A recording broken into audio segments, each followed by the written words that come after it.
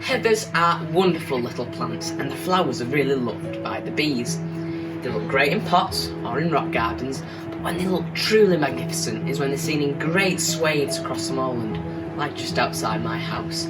That is when they look truly breathtaking.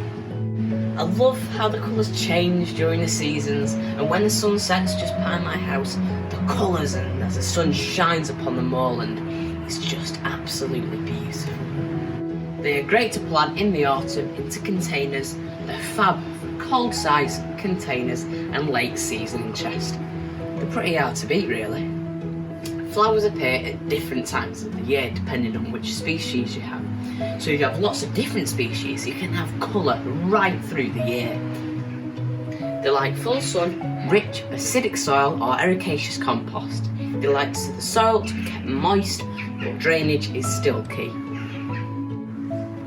I'm going to create some lovely containers with these heathers for some late season interest in my garden.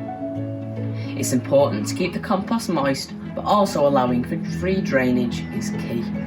So I'm putting in a 1 to 2 inch layer of grit at the base of my planting container to improve drainage. Put in your peat-free compost and plant your heathers deep in the compost.